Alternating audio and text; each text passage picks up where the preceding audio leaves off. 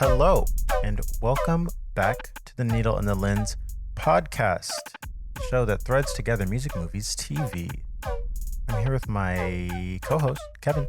What's up? How we doing tonight, folks? I like that intro though. I like how you did that. Thank there. you. That's nice. Thank That might need to put that in the script from here on out. I'm gonna get a teleprompter, and that's gonna. I had that one. I thought of that last week. He's been thinking about it all day. He's like, okay, I gotta come hard on the intro. Wait, I thought about it. I was really sitting there. I was sitting there all day, like, man, how am I gonna kill this intro today? Like, how am I? No, but I thought about that intro. Thought about the intro last week. I was like, that kind of has a good, because we got the needle and then we thread everything together. Yeah. That I was like, that could work. So I was gonna do it last week, and then you ended up having the intro. So I was like, you know what? I'll pull it out next week. And I was like, I'm just gonna throw it out. And see how you feel he has to have it on the docket. You gotta keep it in mind. If you like it, no, that's nice. We'll keep it. That's nice. I think we're gonna keep that as a permanent staple. There we go. That's what because I was like, I feel like most of the podcasts I listen to and enjoy, they always have they got something that they say, like I know at the start of each episode. Yeah, they're gonna say this. Even YouTubers. Exactly. Like, hey, what's up, YouTube? Yeah. Such and such here, back with another video, Minecraft. Or it's like, hey, insert name of fan base here. We're back. We don't have a name for our fan base, but exactly. The fan base name will be Tramp Stamp Haters, because that's still our most popular video. Look, I'm just saying, if y'all don't want us to talk about it anymore, make another video pop off like that. All right, that's all I'm saying. That's all I'm saying. I said a couple episodes back, we're gonna replay the old hits until lightning hits twice. All right. Look, I need a check. Okay. Don't we all? But no, we're back. Like Noah mentioned, we're doing the stuff with the things, and we've got some things and stuff to talk about today. Wow, that was very, very clunky. Well, look, I may or may not have had one adult beverage. That's it. Wow, and you didn't tell me, so I could also have an adult beverage. And look, man. All right, you were taking a while. I was having a burrito. Okay, so look, I could have. All right, I got my boba here. Maybe I could have thrown in a little. Could have thrown in a little something in there. Can you think about that? Like a spiked boba tea? Honestly, don't give me any ideas. I will open up that business tomorrow. That sounds like a fire idea. I've never heard of that. That really does. I don't know if it would work though. I don't know how alcohol works with the tapioca itself. Like, I don't know if that would like get soaked into it too much, or if it would like harden or something. I don't know. Some chemistry bullshit. I feel like it would. Maybe I'll need to. There's a boba shop down the street. Maybe I need to hit that up and then just throw a little something in there. Maybe some get like a cold brew one, or not cold brew, like a coffee flavored one. Throw some like Baileys or some shit in there. Test the water with that, right? And then we get into the more experimental stuff. That is a legitimate. That could be something. We might be onto something there. Might be. We might have to open up that shop tomorrow. We might need to trademark that before we actually post this episode. So I mean, hey, if you see a shop opening near you that looks like it sells adult boba tea, mind your business. All right, this is our turf. Shark Tank. Stay away. Shark Tank. We're coming for you. We're coming. No, but ready, Mark Cuban. Look, these businesses that mix alcohol into anything are like doing really well. Like I was in Houston over the weekend. There's this place called like. You were here? You were in? Yeah. I went to the area. Yeah. But there was a. And you managed to miss the storm that never happened. Oh no, it was over the weekend. Oh, that was before the storm. The storm was supposed to hit Monday, but it's this place that sells bundt cakes, but that are like alcohol infused. It's called Bundt Cakeaholics. I'll go ahead and give them a shout out right here. Very, very good. All right, that sounds delicious. There's their actual shop is kind of near the Woodlands area. but they had a stand at Baybrook Mall, kind of South Houston area, and they are there, I believe, on the weekends, and they have little like $6 to $10 little tiny bundt cakes that are like infused with different types of alcohol. So like, I mean, it's pretty nice. It's pretty nice. Nice. So you said buntaholics. I feel like bunt cakeaholics or something. They could have gone with like boozy bunts. That could have also been a. That could have not work as well. I feel like that. It could have worked, but I don't know. I'm thinking of Lil Boozy there, and I'm not feeling it. Oh yeah, maybe not. But also, I feel like the demographic of people that are going to get bundt cakes, like alcoholic filled bundt cakes. I don't know. Are they too familiar with Lil Boozy? I don't know. For some reason, I just when I think of bundt cakes. I think of like no. It is a black owned business. So that's super dope. I was thinking this was like a white owned business. No. Fuck. All right, that changes everything. That changes everything. Hey, look, we can go to Baybrook. All right, Needle and Lens meet up at Baybrook. All right, real talk. Let's do that sometime soon. I may need to hit up a birthday cake there though. That would be dope. I think I might go to New York for my birthday. Wow, fun. I need money. Yeah. I'm going to California though in a few weeks, so I guess that that's right. That counts. That's my little vacation. But you get Vegas and New York. That's not fair. Maybe New York. I don't know. Maybe New York. Okay, maybe. It's just like in kind of really shit my friend. I need to do Vegas. I didn't get to go to Vegas for my 21st, and it's kind of fucked up. So neither did I. I didn't get to. I mean, I didn't get to go anywhere for my 21st. You only had one birthday in COVID, right? I only had. Yeah, I only had one because it started. We both only had one. Yeah. Yeah. Because it started pretty close after ours. Yeah, it was like in March. So when it started. But I had my 21st in COVID, which sucks. That does. That really sucks. That's right. It was. I didn't get to party hardy. And you'll have to make up for it on the next go round. Then I may need to. Like I said, that's why maybe I need to hit Vegas this birthday. Exactly. If I had gotten to have the 21st in Vegas, that would have been everything. Great. 21st anywhere besides. This. I mean, yeah. Besides this Texas fucking bullshit. Needle Lens moves out of Texas. Hopefully soon. Fucking honestly. But enough about that. Bundt cakes, right? Let's it works. Let's go ahead and talk about what we're actually supposed to talk about here. All right. Yeah. So the VMAs happened on Sunday, right? Yeah. Yeah, Sunday. So yes, so that happened, and it was a award show that happened. Yeah, I was gonna say it was definitely an event that happened. It definitely existed, and that's all we have to say. Thank you for watching. I didn't catch the VMAs this year. Neither. Actually, I usually never watch the VMAs. Yeah, I just it's watch the performances after and I Twitter browse during the VMAs. Of course. I mean, that's how I am kind of generally with award shows for the most part. Yeah, that is true. Watch. You don't what was it, the 2020 Oscars where Parasite won? I did watch that because that was awesome. That was an awesome moment for me. Yeah, that was specifically really for me, cool. not for anyone else, just for me. Oh, literally just me. You heard it here first. Kevin was the only one happy the Parasite won Best Picture. There wasn't anyone else. Totally not the entire film community just like, yes, absolutely, fuck yes. And then Steven Crowder was like, why? It's not even in English. Fuck you. I'm gonna bring it up. Yeah, fuck you for that.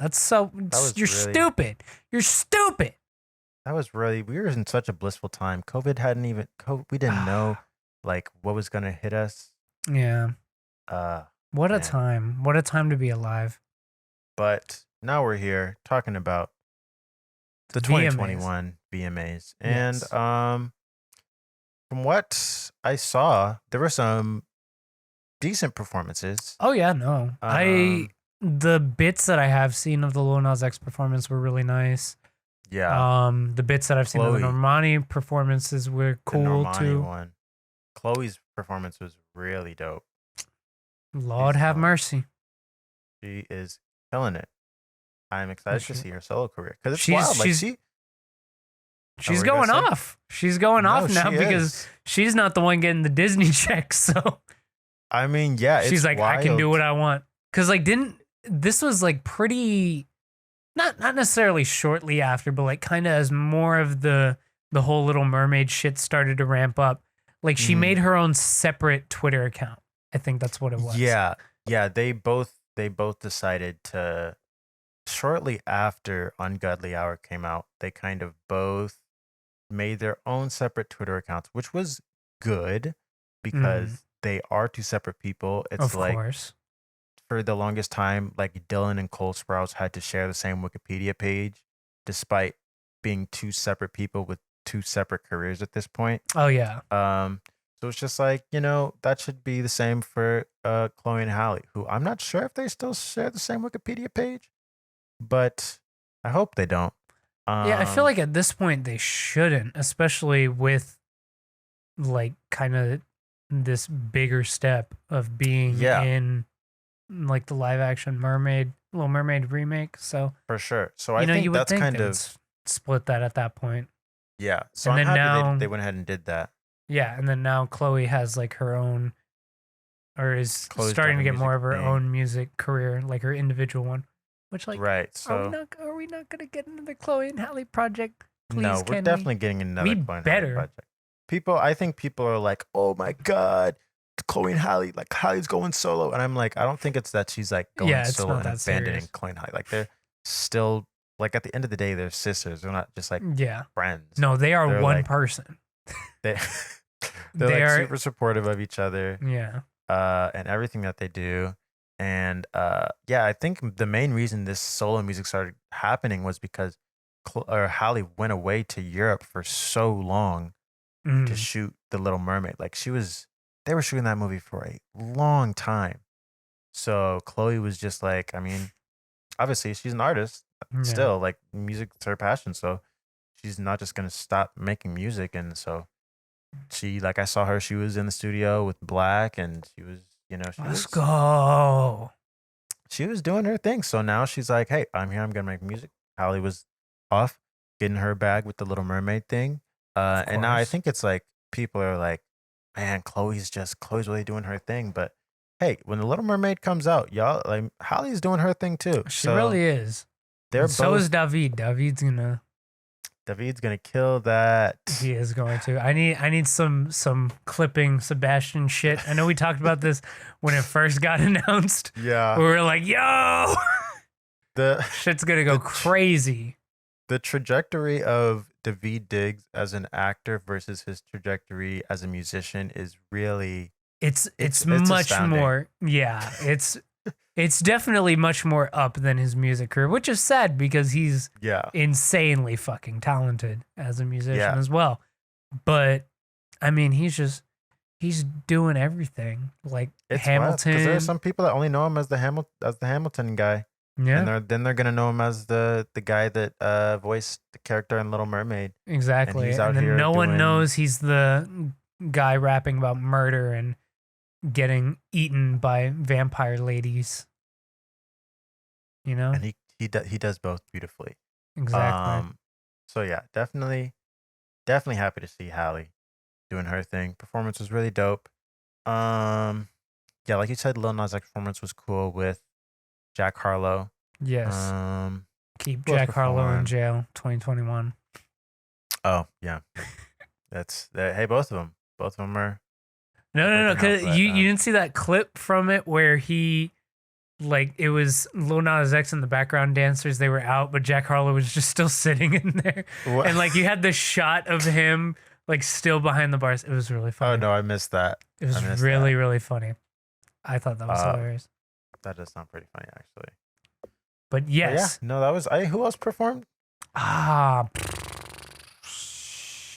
Wow, I thought you would have had like an article. You just got an article pulled up. I got the article of who won. That's all. That's all they got on here. But no, Olivia Rodrigo performed. She did. Oh, Olivia performed. I think I saw a clip of her performance too. Yeah, I didn't. Of course, didn't watch that whole thing. 6 nods. Do we got on the bottom here? Let me go ahead and pull this up. Yep, little bit of spoilers. Nope. All right, CNN, you are failing me always. That's fine. But I mean, since we're here, let's go ahead and talk about who won what. Yeah, when, where, why. Yes. But let's talk about who won what awards during this year's VMA Awards. So first up, I'm going to say, Video of the Year. That's their big one, right? Kinda. I mean, it is the VMAs. I mean, yeah, you would think, right? Remember back when MTV did music, right? That fucking boomer take. Good old days. We wouldn't have gotten Teen Wolf if MTV was still doing music. We really wouldn't. So, hey, it is what it is. But for the nominations, Cardi B and Megan with WAP, DJ Khaled and Drake with Popstar, Doja Cat and SZA, Kiss Me More, Ed Sheeran, Bad Habits, Lil Nas X, Montero, Call Me By Your Name, and The Weeknd, Save Your Tears. And, of course, Montero won. Can't even be mad about that at all. Between the with all the nominations here, that it makes most sense. Like it makes. Yeah, no, of course, yeah. I thought you said I had mixed emotions. Oh no, I can't hear correctly apparently, but that's what I thought you said. Yeah, no, there's no other possible like logical answer there. That's I would say either that or WAP. But yeah, WAP close second, but yeah, no. Montero is Kiss Me More's video is cool though too. Kiss Me More video is fine. Yeah. I wasn't too crazy about it. It's not as iconic, fine. But like it's cool from a visual standpoint, I think. Yeah. I can see that. Yes. But Artist of the Year, very upsetting, but we have Ariana Grande, Doja Cat, Justin Bieber, Megan Thee Stallion, Olivia Rodrigo, and Taylor Swift. Justin Bieber somehow won. I don't understand. MTV, what's wrong with you? Question mark. Yeah. That makes zero sense at all. Literally no one gave a shit about Justice. All right, stop lying to yourselves. Even Justin Bieber fans are like, yeah, this is ass, bro. Yeah, I don't know how he won this over Olivia. Yeah, Olivia Rodrigo had one of the biggest debut years ever. Probably ever. There's no reason why she shouldn't have gotten this. Yeah. Or realistically anyone else on the list. I would even throw Doja Cat into the conversation and say that she could have been considered for Planet Her and stuff valid. Like that. But Ariana, no. Megan, kind of, but we haven't really gotten new music from her this year. And then Taylor Swift, same kind of deal. We haven't gotten we just got re-releases from her, right? That was the main thing. Who, Taylor Swift? Yeah, the Taylor's version stuff, right? That was this year. Well, we also got Evermore, which was in the last year though. Yeah, but also we're counting that stuff because I mean, guess WAP was nominated. I guess so, but so I think but it's they're whatever their considerations are really weird. I don't think they're it's probably there's a probably a period of time, so it's how the I'd like to think it's not as set in stone as the Oscars are though, or the Grammys. I feel it has to be. I feel like it's not. I feel like it's a lot more arbitrary. Have an award show? I feel like it's a lot more arbitrary with the VMAs. They're yeah, we'll count it. I guess. I think of over the past year, if say this is taking place in September, from last September to this September, what's kind of been dominating when did WAP the come conversation. Out? It actually might have been that was probably before September. I was gonna say that felt early summer, or March. Had to have been. Yeah, I have no clue what. And I feel there has to be something on here that's so recent, which is why I feel it's very arbitrary. But yeah, they somehow gave Justin Bieber the win. I don't understand. Makes no sense. Yeah, Justice sucked. I would have said, and is tacky and tasteless. On top of the fact that it sucked. So there you go. Yeah, there you go. No, I'm trying to remember who no. You know what it was? Look, my fellow white people. All right, stop what you're doing. Okay, Justin doing it with the MLK shit on this album. Lorde apparently using audio from the Black Lives Matter protests. She didn't use the audio from the Black Lives Matter Yes, protest. It was. No, yes, it literally was. No, it was. No, it was. No, it was. No, it fucking was. No, it fucking was. Because you want to know why? There's a picture that is proof that she was in the studio summer 2020. There's a little Polaroid. It says summer 2020. That's where she was in the studio. And what one of the largest scale protests in fucking American history was, or like worldwide too, by the way. I didn't even get to finish my sentence because I know you're fucking off that Lord Copium. All right, you didn't even let me hear what I was gonna say because the way you made it sound like she sampled. She didn't. Okay, she didn't sample it, but she opened. She said she opened the window. Opened the windows. Wanted to get the vibe. She wanted the vibe or whatever. She was like taking that energy and like putting it into the album, which is still no. Just okay. No. All right. Fine. No. I'm about to defend I thought you were going to give me some copium there. I was like, nope. I'm going to shut that shit down. I'm not about to defend Lorde on that, even though in the after show I am going to show off my solar power vinyl. But flippity floppity. I bought it before I heard the album. Now That's fair. No, that was also a really tacky look. But yeah, Justin's look is albeit more tacky. I'll say, like, if we're giving them scores on the tacky meter, I'm gonna give Justin 1 million. And 1 million, wow. This is no, okay. If we're going on a 10, I'll give Justin a 10. Lorde's like 7 to 8. It's pretty bad. No. I'm gonna say Lorde's like a 5. Only because it's not. If you hear if you're someone that if you just go and you listen to the album, you're not going to get that. Okay, Justin I guess it's not as overt. A message in his album that ties that in and like tries to talk about it. Like you could listen to the Lorde album and not know anything about that. I guess. I think if we're saying without context, 5. With context, I'm giving her 8. With context, I'm giving her a 5-6. Only because there's people that have done so much worse. Like this is that like I don't know, man. There's some questionable. I guess it's not good. It's not just a reminder. Not a good look, Sweaty. By the way, not a good look, Sweaty. Yes, but song of the year. Song of the year. Yes. So we've got 24K Golden and Ian Dior Mood, Bruno Mars, Anderson .Paak, Leave the Door Open. So close. BTS with Dynamite, Cardi B and Megan WAP, Dua Lipa, Levitating, not the DaBaby remix, by the way. Olivia Rodrigo with Driver's License, who won. Can't say I necessarily fault them for picking that. Not at all. It makes very perfect sense. But I do think WAP could have been in the consideration as well. And like I'd argue even Levitating too. Leave the Door. I feel like it didn't. Like if we're gonna think about it as like of the year, how much more impacted? Look, I'm gonna say of the ones on this list, I love Leave the Door Open the most. But I'm saying like if we're talking about MTV and like what they're gonna represent, I would say any of the other two. Interesting. I think I would have said. I think a song like, obviously, I'm a pretty big fan of most of the songs here. Yeah. I don't really listen to BTS like that, nor did I care for that 24K Golden song that much.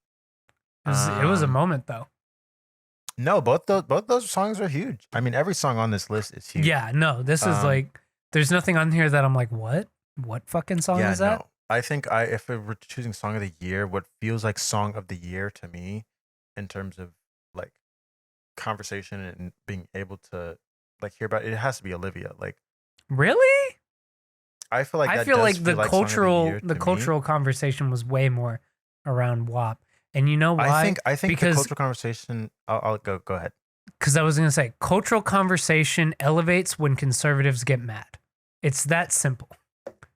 Because then you have them complaining about it, and then reactions to those complaints, and it's just back and forth. Like, that's why Montero did so well. Obviously. I think Montero was going to do well regardless. I mean, regardless, it's a fantastic song, but like, you can't deny the fact that he knew exactly what he was doing, and pissing all of those people off was 100% part of the plan. Oh yeah, without a doubt.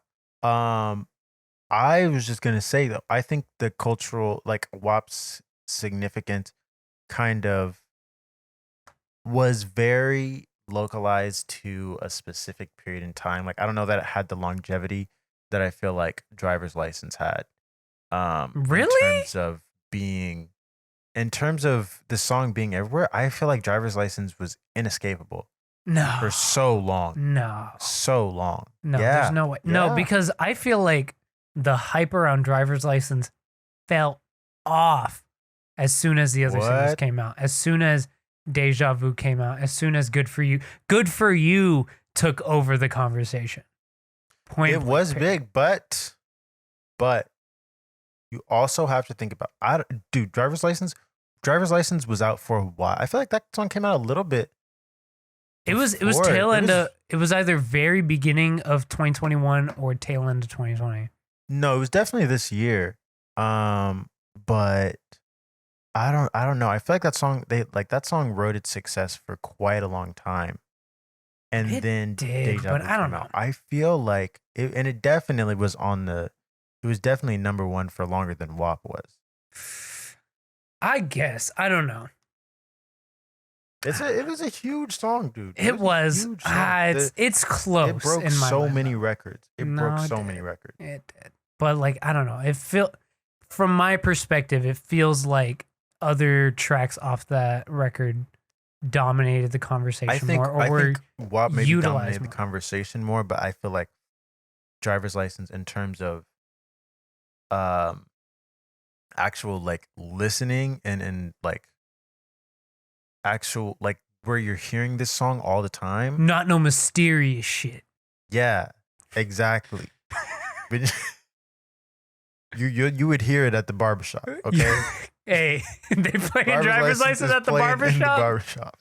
No, it's not. Yeah. Stop Driver's License. Whenever they pass me the aux in the barbershop, you're playing Driver's License. I'm playing Driver's License. You're getting the aux yanked from you. No, yeah, I am. But yeah, I guess okay. I can see an argument for both. I still think Driver's License to me had a huge. Also, I think because of the way Olivia blew onto the scene. Yeah, it was wild, and I just remember hearing people talk about that song, and just like literally coworkers. My coworkers don't talk to me about. Like, that's not something that just naturally comes up. But then I had a coworker be like, "Oh my gosh, have you heard the song Driver's License by Olivia Rodrigo?" And I was like, "No." And she was just like, "It's so good. It's just so good. You have to hear it." And I was like, "Okay." And the song had literally been out for like 2 days, and she wasn't even someone it did debut really crazy. So I guess when you put it like that, then yeah, it really did have a very big moment because of that. But it did. I don't know. It's close. And like I said, I think overall, I would argue that other tracks off that album had a bigger impact. Like, we're still hearing Good For You to this day. Like, okay, so we play the radio for the cats when we're gone, right? Okay, I'm not. See, that's another thing. I'm not tapped into the radio exactly at all. You know how many fucking times I've had to hear goddamn Good For You? Do you know how many times they were probably playing Driver's License though? I don't know. I feel like they weren't like that though. Like on the radio. Dude, I don't know. They were playing Driver's License on the radio. I don't know, man. I feel like the radio tries to, at all costs, to avoid like something that is overtly slow and sad. Fast and sad. But you also have to think that's only true to a degree, because Adele's going to be on the radio. Sam Smith is going to be on the radio. When there's a big song, I guess if it's slow, it's going to be on the radio. I guess. I don't know. If it no matter how I don't know. I can't talk anymore. Dude, they're trying next to category. You're just trying to tell me that the radio's trying to make me sad, all right? That's why I don't listen to the radio. No, exactly. Anyway, best new artist. Someone was mad. Some fan base was mad about this, but 24K Golden, Giveon, Kid Leroy, Olivia Rodrigo, Polo G, and Saweetie. Olivia Rodrigo obviously won. Like, that's not a question at all.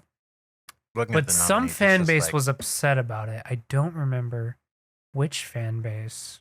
If I had to guess, I'd probably say like the Kid Leroy fan base or no, because you know what? It felt like it was like a pop fan base, but like no one on here really fits that lane. I don't know. Yeah, no.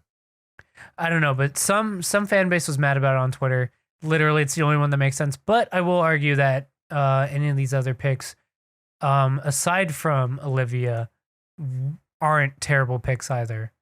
No, she's definitely winning this at the Grammys next year, though. She's winning this all day, every day. But I mean, these aren't necessarily bad picks. I feel like Polo G is the only one that I'm looking at a little bit sideways because I feel like he's been in for long enough that like to be considered new artist is a little weird. Yeah, but I feel like that's the same thing for Saweetie too. That's how the Grammys work, though. You know. Yeah, that's because they're not tapped in like us, bro. All right. It's whoever has you get nominated for best new artist when you have I think it's just like a breakout years, but kind of essentially I'm paraphrasing what their that makes sense. Is. Oh no, you know what? It might have been for this one. No, it's because Trinidad got nominated for best new artist. Yeah, that was fucking weird. And he won, but I'm happy. Wait, he did win, right? I'm tripping. I don't remember. No, he didn't win. I don't think he didn't. I don't fucking remember. I thought he did. I don't remember who won. He won something. Oh, it was Megan Thee Stallion, I think. Oh yeah, well, I mean, like she's winning all day, every day there. Like there's no question. But push performance of the year. I do not understand this category. Oh my god. I really don't. But Wallows, Are You Bored Yet? September 2020. October 2020, Ashniko's Daisy. Didn't know she got nominated. Good for her. November 2020, St. John, Gorgeous. December 2020, 24, Golden, K Golden, Coco. Oh my God, so many words. January 2020, JC Stewart, Break My Heart. I don't even know what song that is. February 2021, Lotto, Sex Lies, RCA Records. For some reason, that needed to be added. March 2021, Madison Beer, Selfish. I know what it is now. I know what fan base got mad. April 2021, The Kid Leroy, Without You. May 2021, Olivia Rodrigo, Driver's License winner. June 2021, Girl in Red, Serotonin. July 2021, Fouché, My Slime. August 2021, Jixden, Think About Me. I remember it was the Madison Beer fan base upset that Olivia Rodrigo won here, which I'm sorry. Again, Olivia Rodrigo wins every day, all day, no questions asked. She had one of the biggest years of this year, so it's very unquestionable. But not surprising here. Although, I did actually see that Fouché performance. It was dope, but she didn't stand a chance. Yeah, no, there's no. What is it? What is push performance? I don't get it. I'm actually. It's just like super. It's just like if I'm remembering this correctly, it's just like a live show that they do, like a live kind of. You know what? I think I might have seen this one. This might have been from her live stream, the Ashniko Daisy one. That might have been from her live stream. Now that I think about it, I don't remember how long ago that was, but it might have been. I don't remember. I'll have to check my email and see when that was. But yeah, again, not a surprise. There were some surprise nominations on here. I will say though, like I did not expect Ashniko to get it, but she's pretty big though. And then Girl in Red, same thing. Yeah, see, it looks like they really just, because they're only taking from September 2020 to August 2021, that I assume those are their cutoffs. Okay, then. Maybe we cracked the code. We solved the mystery, gang. All right. That's what I said before, but that's whatever. Yeah, I kind of already cracked the code, but. Well, now we confirmed it. All right. Now we know for sure that I cracked the code. That's fine. But yeah, not surprising when here, Madison Beer fans, get off the copium. All right, it wasn't gonna happen. Sometimes people lose. Yeah. Best collab. 24K Golden E and Your Mood, Cardi B and Megan WAP, Doja and SZA, Kiss Me More, Drake, Lil Durk, Laugh Now, Cry Later, Justin Bieber, Daniel Caesar and Giveon, Peaches, Miley Cyrus and Dua Lipa, Prisoner, Doja Cat and SZA win with Kiss Me More. Not mad. I'm not mad. I was gonna say that's exactly what I was gonna say. I was like, I'm not mad at it. I'm not mad at it. I'm not surprised either. No, I think out of all the songs here, that I would say that's my favorite song. Yeah. On the list, it's so good. It's so good. I get Peaches an ironic like. You said what? I give Peaches an ironic like. I think Peaches is honestly not a bad song. It's really the live not. Performance, the Tiny Desk performance is actually the one that I heard first before I heard the studio version. I saw like a clip of it on Twitter. It's a lot better than the studio version. Really? I may need to check that out. I actually haven't seen it. Yeah, which kind of messed me up hearing that first before I heard the actual song. I'll go into my Spotify and edit the data for it so that way it just plays the Tiny Desk version. Yeah. But yeah, no. Really nice. Wait, did they give Giveon more than 30 seconds on the Tiny Desk one? No. It's the same. Giveon. Upsetting. Why are they like the best contribution? She actually might not even be in the. I can't remember. Oh, fuck that me. That song's been out for so long at this point, but yeah, not mad at that one. Yeah, definitely not. It makes sense. I didn't hate Laugh Now Cry Later if I remember correctly though. That was pretty okay. I don't remember. I wasn't too crazy about that song, but I know lots of people liked it, so yeah. Whatever. But yeah, I mean, definitely a solid choice. We're off to a pretty decent start. Aside from this Justin Bieber Artist of the Year win, which makes no fucking sense whatsoever. All of these make perfect sense, and I'm not necessarily mad about. Group of the Year BTS. I mean, again, you can't even any day. Any year, they should win. I'm not gonna say they're gonna win because like they've obviously been hardcore snubbed in the past, but I mean you cannot argue the power that BTS has. Yeah, they're winning, but they're up against Blackpink. I forgot we have people that listen, so I have to list them all up. Blackpink, BTS, CNCO, Foo Fighters. Wow, okay, Jonas Brothers, Maroon 5, Silk Sonic, and 21 Pilots. Why is Maroon 5 on here? Because did they come out with any new music? They did come out with a new album. They did. What the fuck? And Maroon 5 is funny enough because I think it's just one of those things where it's like, yeah, this is what you don't have to deal with when you don't listen to the radio. Because I'm pretty sure like they still have songs that are popping. But we're not tapped in, dude. We're not. I guess we're not. And it's fine. That part of I will happily stay avoidant of that. Yeah, I used to be a big Maroon 5 fan back in the day. Not gonna lie. Their old shit slapped. Okay. That shit went so hard. It did. All right. Payphone, bruh. Payphone was phenomenal. I'm trying to think of other like ones. 2015, that's when I was like, what's the album with the girl with the long hair? Songs for someone. What's her name? Is her name Jane? I feel like it's Jane. Songs about Jane. Songs about Jane. See, there you go. That certified banger. Not even gonna. It's a classic. It's a classic. I'm gonna say it. Oh wow. No, I'm not gonna go that far. What was the other one? God. What was it called? It was Overexposed. Overexposed. What was on that one? See, now I gotta check. It was like it was like a colorful cover. Yeah, but what was on it though? Oh my god, they did come out with a new. Oh no, they came out with the deluxe. One More Night. That's the one that had Payphone on it. Okay. Oh. Hold on, let me look at the original. Daylight. Come on. Wait. Oh, okay, Daylight. All right, maybe this one is the classic. Love Somebody? Yeah, this might be. This one's the classic. Yeah, that's the one for me. That used to be on repeat. But She Will Be Loved from Songs About Jane? Yeah. Sunday Morning? Come on. They've got a pretty they've got some classics under their belt. I'll say that much. No, they definitely do. But now they've flopped. But they're not doing it anymore. They're not exactly. Also weird to me that whenever Silk Sonic's there, they have to put Bruno Mars, Anderson .Paak. Like just put Silk Sonic. Silk Sonic isn't like people can say Silk Sonic. And I don't know why, but Silk Sonic hasn't caught on yet. Cause I'll even be talking to my sister and I'll be like, oh man, I remember whenever Skate came out, I was like, oh my gosh, new Silk Sonic song. And she was like, who? And I was like, Bruno Mars, Anderson .Paak. She's like, oh yeah. I was like, God, it's just something about it doesn't click. I think it's just because the name power of Bruno Mars supersedes that. And also they've just been credited as like every time on Spotify, Bruno Mars, Anderson .Paak, Silk Sonic.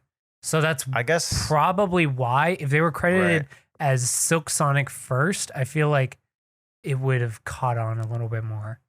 Yeah, I feel like if maybe like I don't know. I was trying to have a point of reference to like any other time something like this has happened, but I don't know that I can say. I don't know. Yeah, I don't know that there's a someone of Bruno's caliber has chosen to do a like collab album with a name and come out with their own name. Yeah, I was gonna say Watch the Throne didn't have its own like dual name, right?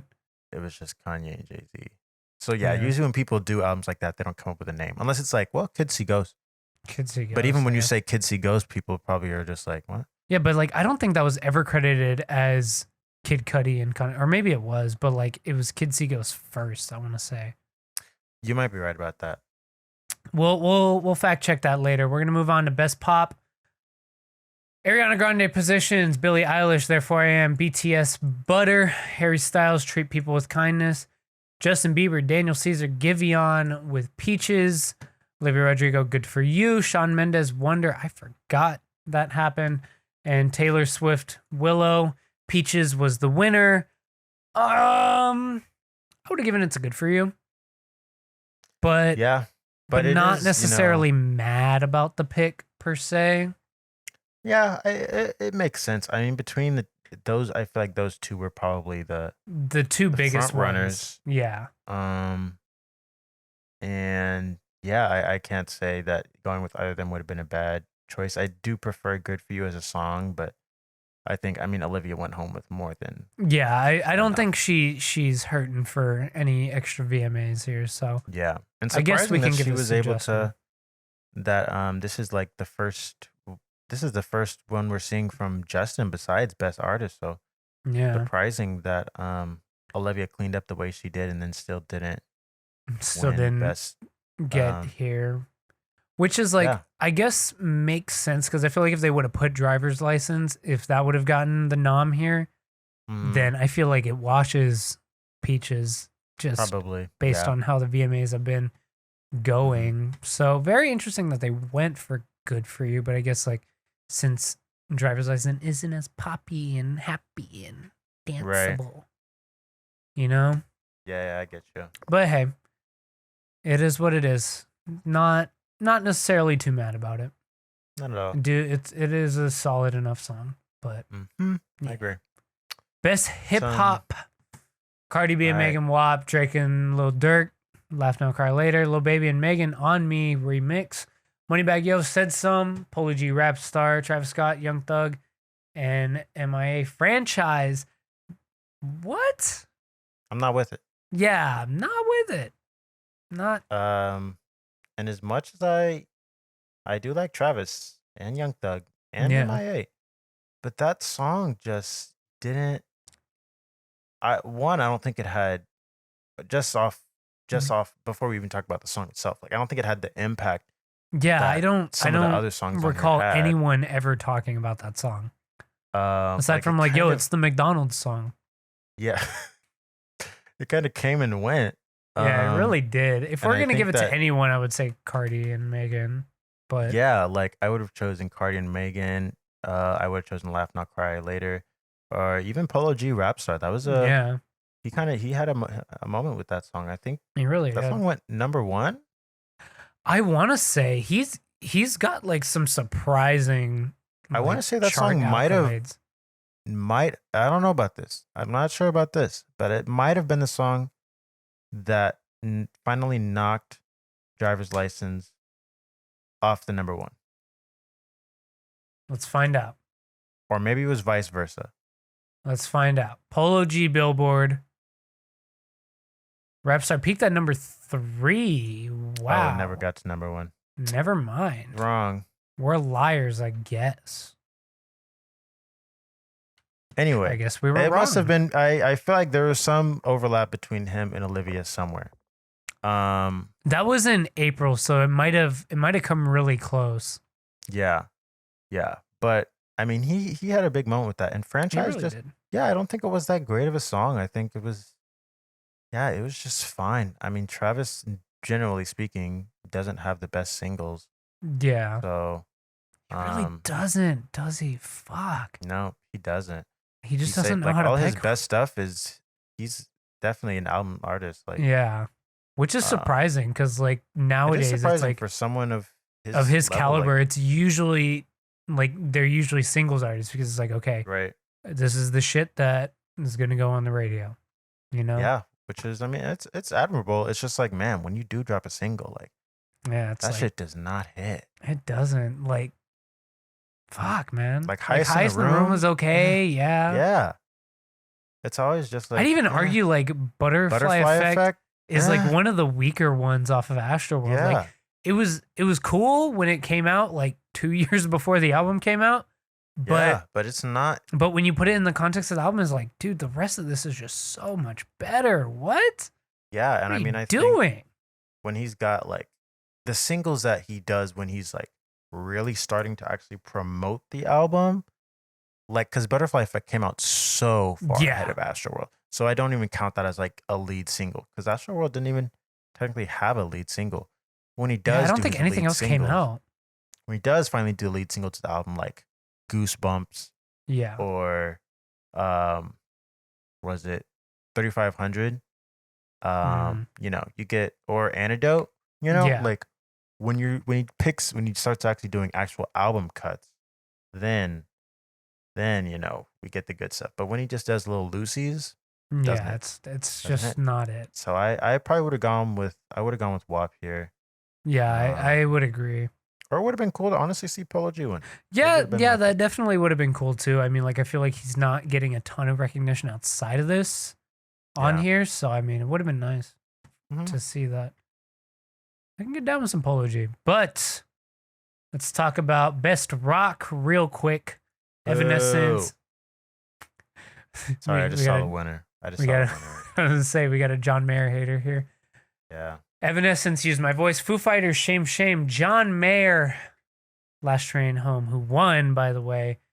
The Killers, My Own Soul's Warning. Kings of Leon, The Bandit, Lenny Kravitz, Raise Vibration. Was that track on the recent Killers album? I didn't listen to the Killers album. I was gonna say because I actually quite enjoyed that album. Yeah, I remember you were saying that. It was pretty solid. It was not on here. It was not. So it must have been something like a single or something. Mm-hmm. Oh, you know what? They did a deluxe of their 2020 project. It was probably on there. Gotcha. What? Yep. It was the first track on. It was the first track on their 2020 project. Wait, what? Whatever. Yeah, I'm not too invested in rock music, but I don't see. I'm not either. Just like I don't know if it's making the cut or if we even talked about it in the intro. But like I've been trying to be a little more like open to like other stuff because like I used to be like very heavily just listen to rock music, obviously. Right. But I don't know. I've been trying to like expand more and more and listen to more stuff. So I did check out that Killers album, and it was pretty solid. I did check out the Kings of Leon album, too. Wasn't that solid. And I did check out the Foo Fighters album. Also was not that solid. Very disappointing as a longtime Foo Fighters fan. And actually, now that I think about it, I didn't listen to the Lenny Kravitz record or the John Mayer one, but I've listened to all of these other ones. So good on me. Like, I'm going to pat myself on the back real quick. Because I usually skip the rock category, but like, I'm like, okay, I know stuff in here. You were a little tapped in this year. Yeah. I mean, surprisingly enough, I haven't heard this Killer song because it was from last year's project. So, Right. I mean, if they would have picked something off of this project, I probably would have given it to them. But I guess I'll just give it to them anyway. Go ahead. Personally. Go ahead. The rest of the project's not huge on. And then, obviously, resident John Mayer hater over here. Me. Exactly. Best alt. Oh, God. All right, here we go. Wow. This is Bleachers, stop making this hurt. Glass Animals, Heat Waves. I didn't know Glass Animals was popping like that. Like, I really didn't. They've been popping more than recently. Like they did the track with Denzel, and like I think just that album in general was like really popular. That album really did numbers for them. Yeah, it really did. And then I think they did a single this year with Bree Runway too. So good for her as well. Yeah.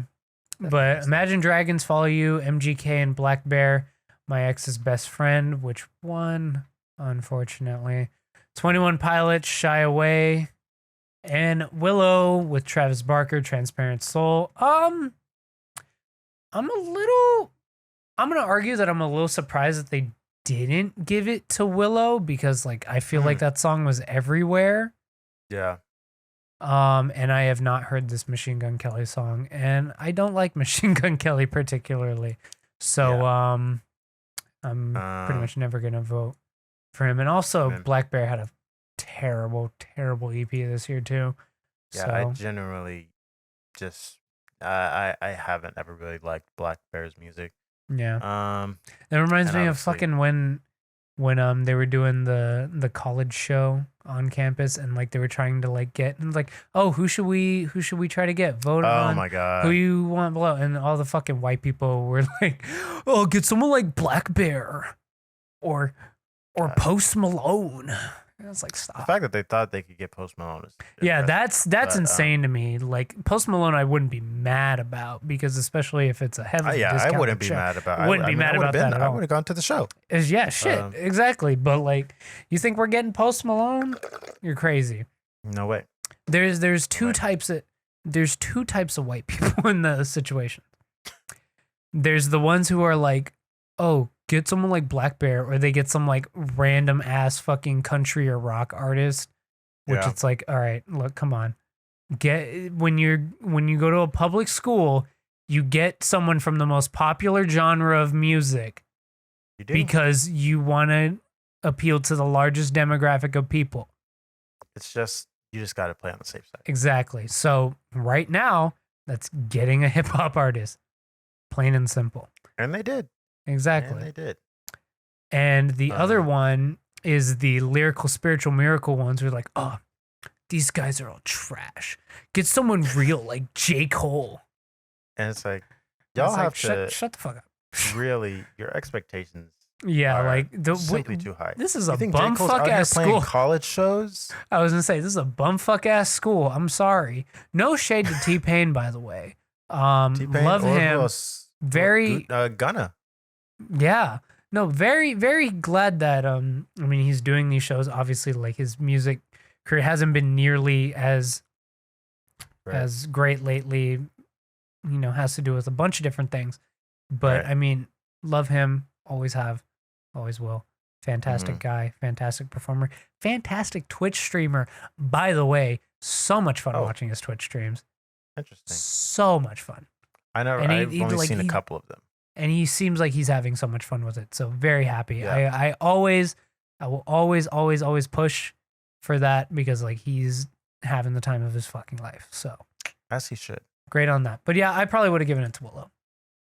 I agree. Well, I like that song. So yeah, exactly. So hey, it is what it is. That's 3 L's for the VMAs thus far. 4 L's. Never mind. Pretty much all the best categories except for best pop have been pretty much L's. Man, I did not realize the VMAs had this many categories. Yeah, I know. We're going a little bit long here. Yeah. Best Latin. I'm gonna go ahead and go over it anyway. Bad Bunny and Jake Cortez. Daquiti. I got this. Look, all right. I can do Spanish, all right? Billie Eilish and Rosalía, Lo Vas a Olvidar. I just fucked up the first one to fuck with y'all, all right? I know this shit. Black Eyed Peas and Shakira, Girl Like Me, J Balvin, Dua Lipa, Bad Bunny, and Tiny Un Dia, One Day, KOG, Bichota, and Maluma, Hawaii. Billie Eilish and Rosalia. Fuck me! Ah! I got it. Whew. This category is rough, y'all. It's fucking brutal here. Oh, no. You know what? I'm glad they didn't do this. But, because, like, imagine, look, all right, context, right? Obviously, today is September 15th when we're recording this. It's the first day of Hispanic Heritage Month. Quick meme, Target really fucked up. I don't know if you heard about this, but so you know how during Black History Month they had the stand where it was like showing off work from, Black authors, Black musicians and stuff like that. So they would have the vinyls up for a lot of those artists. So they did a very similar thing with Hispanic Heritage Month, obviously. They put Olivia Rodrigo on there, who is a Filipina and white girl.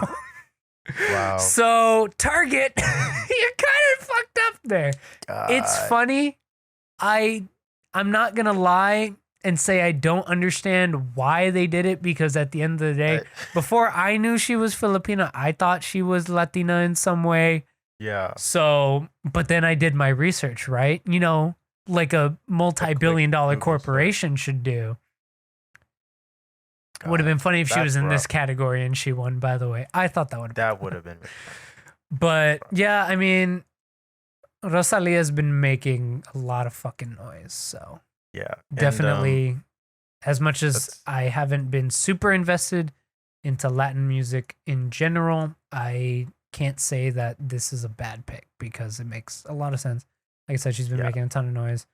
But then there's obviously the very familiar names, Bad Bunny, J Balvin, Maluma. Yeah, that's also, I mean, the Billie Eilish and Rosalia song is the only song I've actually heard on this list. Mm-hmm. I've heard Un Dia once. I and the other songs on here, I may have heard them in passing, but I can't. Yeah, you couldn't call them by name. Right. So, but the Billie Eilish and Rosalia one I had in rotation. Yeah, no, that makes sense. So yeah, and you got to. She just did a track with someone. I don't remember that I heard that. Oh, Rosalia? Yeah, the new Rosalia track. Yeah, with Linda with. No, it was an artist I hadn't heard of before. Tokisha. No, the track's called Linda. No. Yeah, I was saying I haven't heard of the artist that she. Yeah. Collaborated with. But she's on the Blinding Lights remix. I forgot about that. Yeah, she was on the Blinding Lights remix. It didn't really pop off like that, though. Yeah, but I mean, hey, that's still good for her, Yeah. Her last album, fire. Yeah, so I've heard. I actually never got around to it. I know there's a couple of albums that I really need to listen to. You probably really like. Yeah, I bet I would, and I really should. I'll get around to it. I think this year I still strayed away from it, but I think next year I want to try to listen to more foreign language music. Like music not in English particularly, obviously, but like I want to do that more. And like I've always tended to stray away from it solely because of the fact that it's like, okay, if I don't understand the language, then like I feel like I won't necessarily fully appreciate the like I can be like, this sounds fucking amazing and I love the way it sounds, but I'm like, okay, well, I don't know what they're saying, so like I can't comment on the lyrical content and things like that. Right. So that's kind of why I've always tended to stray away, but I think probably in the latter part of this year and probably next year, I think I'm going to try to get over that hump with myself. Yeah. So. I definitely think like even just as the like even aside from like lyrical content, like it's definitely there's enough in at least like sonically to oh yeah, definitely like grasp onto to determine like how much you love it. Also, another thing is like there's a lot of English music that sometimes I don't know what y'all saying sometimes. Like if we're being honest, like you cannot tell me that you understand everything that like Playboi Carti or Young Thug is saying all the time because they can't even understand everything that SZA is saying if we're being honest. You can't exactly. Exactly. And it's fire. Yeah. You know what? When you put it that way, maybe I do gotta get over myself, right? Yeah. I'm gonna be the biggest K-pop stan now. You heard it here first, all right? I'm gonna show up next week. I'm going to Hot Topic. I'm getting a Blackpink shirt, all right? I'm showing out next week. All right, I'm gonna go with NCT. That's who I'm going with. All right. I don't know anything about them, but they just seem like the right pick. Maybe they are. Who knows? You know, I'll start to give more of a shot. Definitely. You'll hear it from me definitely by next year. Maybe my year-end list will have a lot more interesting shit on it. But yeah. Or maybe I'll start my catch-up playlist now and like throw a bunch of that shit on there. But yes, Rosalia and Billie Eilish won Best R&B. Beyonce, Blue Ivy, St. John, and WizKid, Brown Skin Girl. Bruno Mars, Anderson .Paak, Silk Sonic, Leave the Door Open. Chris Brown and Young Thug, Go Crazy. Giveon, Heartbreak Anniversary, Her, and Chris Brown twice. Apparently come through. And SZA with Good Days. Definitely extremely happy that Leaves the Door Open won. It's pretty much the obvious pick, although I'll say definitely really loved Heartbreak Anniversary, and I could make the argument for it from a personal standpoint. Good Days. Good Days is pretty good too. Yes, it was a pretty big song too. That was the single that was like mixed terribly the first time, right? Yeah, and then they had to upload a new version. That's what it was. I remember that. I was like, sounds weird. Good times. And then she was very sad when that happened. Yeah. Yeah.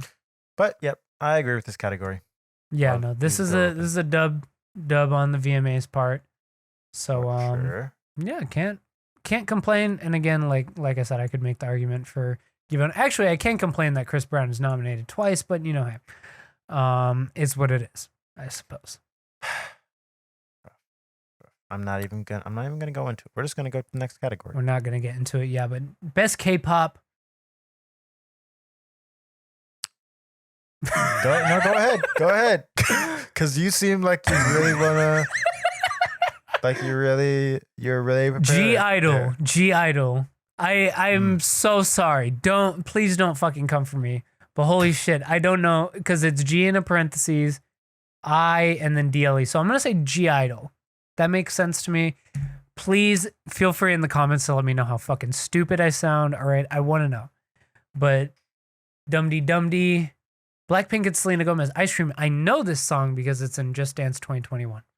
Good for you. Yeah, and it's kind of a bop.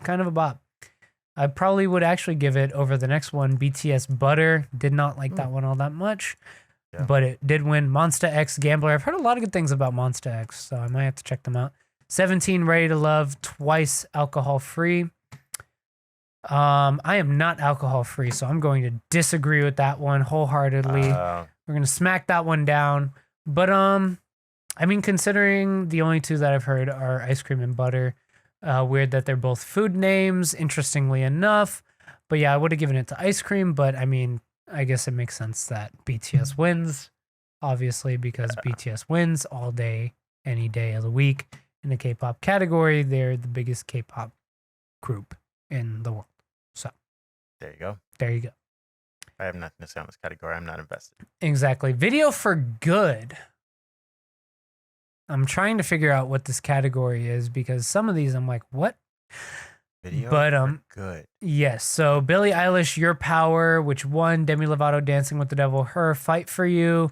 Kane Brown, Worldwide Beautiful, Lil Nas X Montero, and Pharrell Williams and Jay-Z, Entrepreneur. So the way that I'm reading this category, it makes it seem like it's for charity or has some sort of messaging.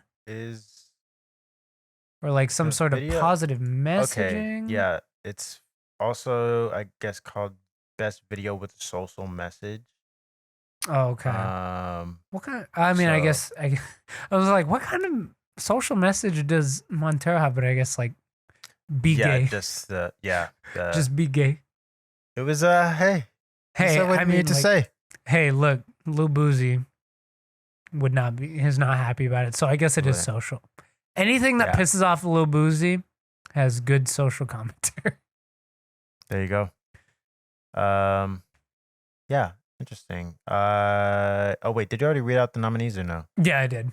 Okay, yeah. I'm fine with this, honestly. I think Your Power is as much as I like the Montero video, I think that song has a much like that song says a lot more. I guess so. If we're talking about like social message, like I like lyrically what Billy goes into on that song. And I really don't like Entrepreneur from Pharrell. Yeah, I don't know why the fuck that one's on there. That makes no fucking sense whatsoever. That's some like Rock Nation brunch. Also, have you heard that the discourse around, oh, would you take $500,000 or a dinner with Jay-Z? That's resurfacing apparently. Yeah, and especially because then Jay-Z, or maybe, I don't know if it was actually Jay-Z. People are saying it was Jay-Z, but it was the title Twitter account that was like, take the 500K. Yeah, because like, and everyone's like, Jay-Z would literally be pissed at you for not taking the 500K. Like, what? That's passive income, forehead. You go to dinner with Jay-Z, he's not throwing you that money. He's probably not even gonna invest in whatever you want him to invest. And he's not gonna give the game away. Like, come on, yo, do better. You're stupid. You're foolish. I'm with this. This is probably who I would have chosen to win this category. I guess so. I don't know. I literally don't remember this song, if I'm being perfectly honest. So, hey. Well, it's a good song. I guess so. I will take your word for it, and we'll give him a dub for this. Best direction, I mean, obviously. Billie Eilish, Your Power, which she directed.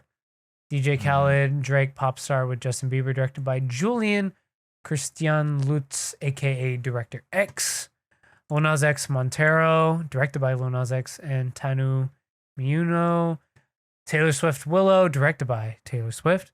Travis Scott, Young Thug and MIA. Franchise, directed by Travis Scott. Tyler, the Creator, Lumberjack, directed by Wolf Haley. Okay, I did not read to the bottom of this. I'm still going to give it to Lil Nas X, but glad to see Tyler on here. That's nice to see. Yeah, I think if they had gone with another Tyler video besides Lumberjack, I might have been a little more into it. The Lumberjack music video is cool, but I definitely prefer like the Juggernaut video or the Corso video. Like, there are a bunch of other videos from that album that I prefer. So I'm not mad. I mean, Montero, obviously, great video. Yep. Video of the year, at least in terms of dominating the conversation and even past dominating the conversation. Just of quality of a video and like narrative wise. I do personally prefer Industry Baby video. Personally. So we all know Noah's a Coomer. Wow. Listen, man. Oh well, I guess both are valid. They're Coom material, but I feel like there's a lot more to work with in the Industry Baby one. I think it's a dope. Just like the colors and the way it's shot. I prefer it's really nice. Montero is like super just like green screen and like effects heavy. Yeah. So I like the color palette of the Industry Baby video is really like nice. the pinks and it's really sick. I'll give you that much. Yeah. The franchise video is actually not bad either. I don't like really the song, isn't. But the video's pretty nice. It really isn't. The Popstar video is lazy. Yeah. To me, any DJ Khaled video is lazy. All it is just fucking, oh, look at my house. I'm DJ That's Khaled. Really all it was. Hey, I'm a DJ Khaled. You know, here's all my celebrity friends. You know. Yeah, that's pretty much. Yes, I made him Italian. I don't give a fuck. Yeah, I don't even think there was anything. Like, the whole gimmick with the Popstar video was just that they put Justin Bieber in place of Drake. Because he's a pop star. That was the whole thing. Yeah, and it wasn't. It was whatever. And that's the thing, is like music videos are like, they've been so lazy for the most part. Yeah, like in the past, I'll say the past decade. But like, I think we're getting more into an era where artists are taking music videos seriously as a medium of elevating the song in question. As they should. And there are times where I'm like, you know what? Let me listen to the video or listen to the song for the first time while I watch the video. Because sometimes there are certain artists I'm like, I know this video is gonna elevate. Oh yeah, exactly. The listening experience. It's gonna be fire. But yeah, sometimes it is. Best direction. Oh wait, they have it split into filmmaking categories. I just realized best direction. Yeah, I would still give it to Montero then. Yeah. Yeah. Wait, didn't we just that's when we yeah. No, and now we're going to cinematography. Yeah. Yes. So. Which is really, I mean, I guess it is the VMAs. So, but I can't imagine they give these awards out during the show. Yeah, no, these have to be like these are like the ones they do awards. Before. Yeah. Yeah. Brown skinned girl with a lot of people doing the cinematography. And you know what? Yeah. And that one, by the way. Billie Eilish, Therefore I Am. Cinematography, Rob Witt. Foo Fighters, Shame. I actually haven't seen this video. Santiago Gonzalez did the cinematography. Justin Bieber featuring Chance Holy with cinematography by Elias Talbot. Or Talbot, however. Lady Gaga, 911. Jeff Cronenweth. And Lord Solar Power, Andrew Stroud. Yeah, this makes sense to me. Yeah, it makes sense. Literally, that it's from like a visual album, like it's a whole movie type thing. Like it's the production value of that is so much higher than all these other ones. Yeah, any of these. And it's still just like super well shot. So yeah, I it's kind of a no brainer. Yeah, no brainer. Easy. Best art direction. There are so many categories for this. Oh Lord. Show. Okay, we're gonna speed through this. Okay, best art direction. Beyonce already. Ed Sheeran, Bad Habits, Lady Gaga, 911, Lil Nas X, Montero, Sweetie and Doja Cat, Best Friend, Taylor Swift, Willow.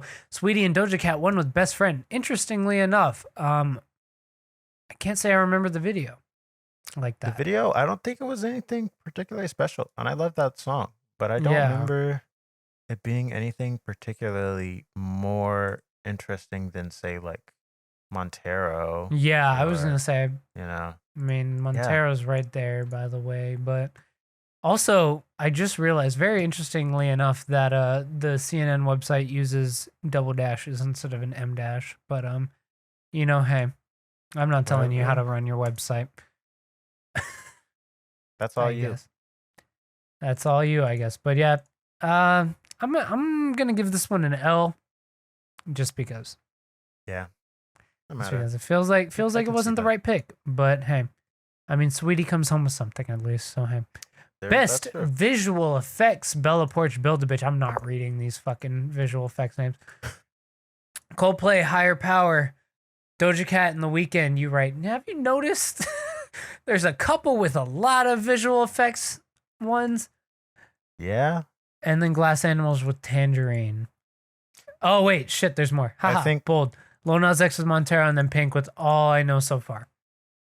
Yeah, I think the reason that the Doja Cat one has so many is because that one has like a lot of individual people, whereas the other ones have some of them are just like companies. Yeah, mathematic.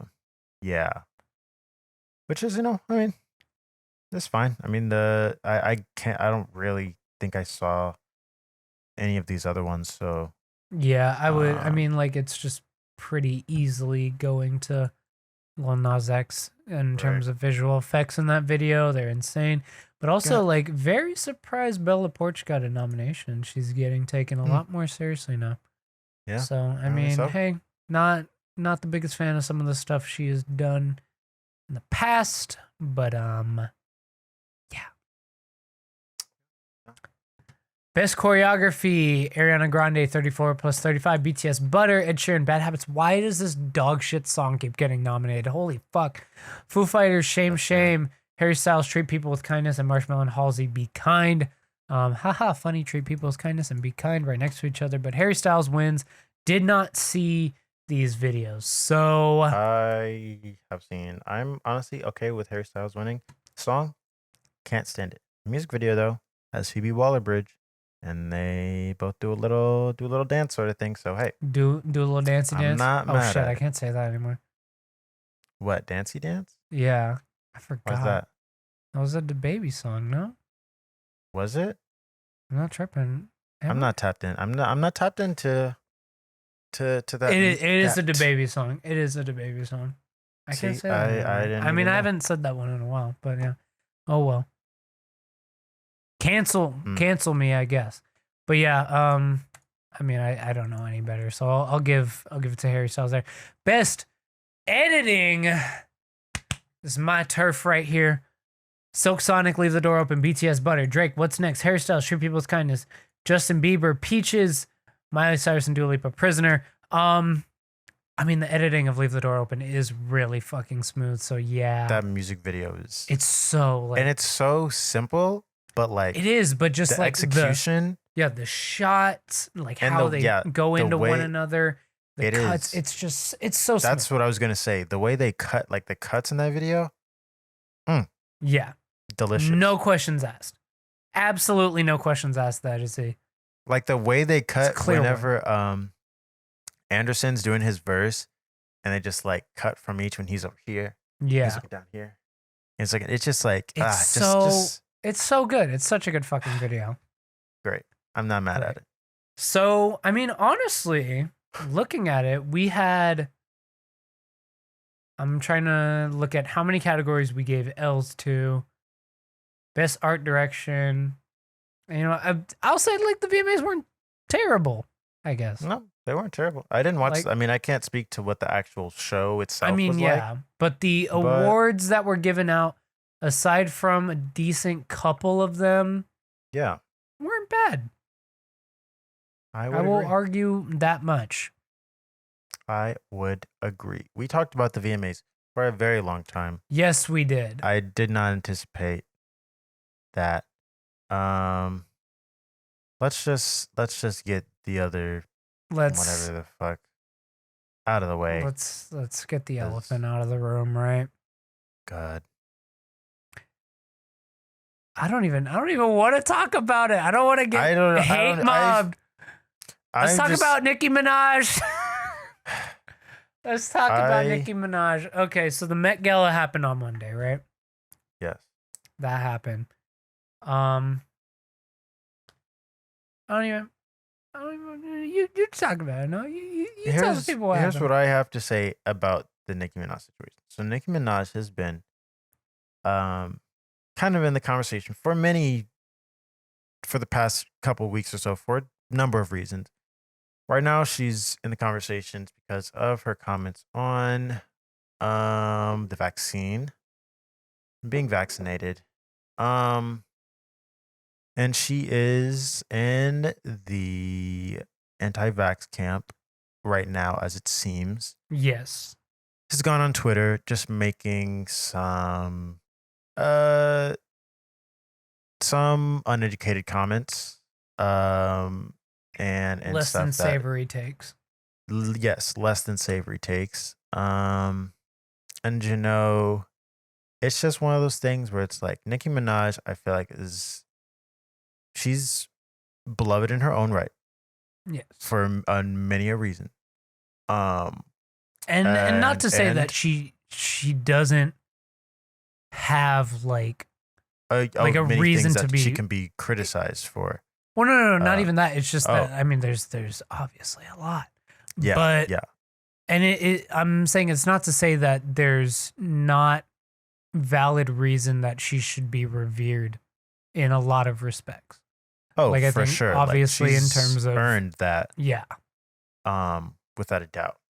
In these comments, you know, I feel like you just have to reiterate essentially the same stuff we've kind of been saying. Because I mean, we could go into each individual tweet here, but there's like there's a lot. So we heavily encourage you to go through her Twitter and look at them. But we're gonna play you the hits.